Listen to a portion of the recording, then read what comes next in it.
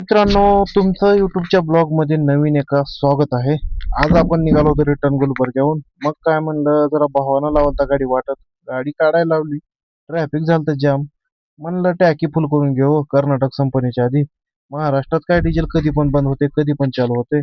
मग म्हणलं जरा टॅकी फुल केली, आपली पण टॅकी फुल करावं. मस्त पैकी असल्या गरमीचे कडक चहा पिला.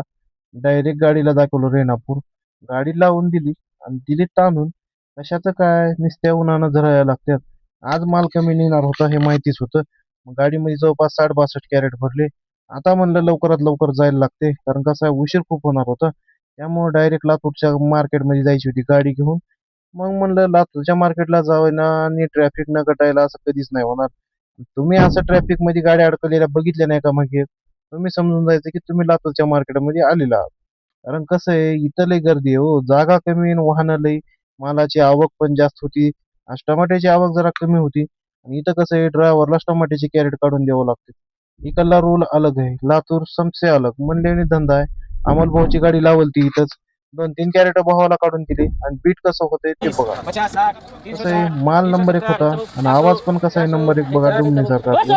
काही विषयच नाही त्याच्यामध्ये. 420 430 430 430 40 50 450 450 450 450 470 रुपये 470 480 480 480 480 480 रुपये 480 रुपये ओ तारे 480 रुपये. मग काय 510 रुपयानं मोठा माल विकला आणि जवळपास गोळी जी आहे ती 300 रुपयानं विकली. मग म्हणलं काही का असणं बरं झालंय. थोड्या वेळानं गाडी लावली पार्किंगला. आलो जरा खिचडी खायला. मग म्हणलं राम होता सोबत. रामना म्हणलं आताच नाश्ता केला, काही टेन्शन नाही. मग काय थोड्या वेळानं जरा थंड वगैरे घेतलं आणि जाऊ म्हणलं मार्केटचा फेरफटका माराय. कसं आहे काय नाही, पाट्या पिट्या घेतल्या, 1 तासाने कॅरेट घेतली आणि लागला परतीच्या मार्गाला प्रवास चालू. आज काय 4 दिवसानंतर गावाकडे जायचं होतं. मग म्हणलं आता निवांत जावं आणि आज निवांत झोपावं. काहीच टेन्शन नाही, कारण 2-3 दिवस काही कामच नव्हतं. आलो मग नरेंद्र मौली हॉटेलला. कसं आहे डाबर, लय खतरनाक आहे हो. मग काय म्हणला, भाऊ जरा करत होता दाल खिचडी. म्हणला भैया खावा एक अर्धी प्लेट, बघा म्हणला कशी आहे टेस्ट. मग काय भावानं गरम गरम करून दिली, खाल्लो, घरी येऊन झोपलो. सकाळी सकाळी उठलो. आणि कसं आहे, बाहेर किती काम केलं तर घरी येऊन काम करावंच लागतंय.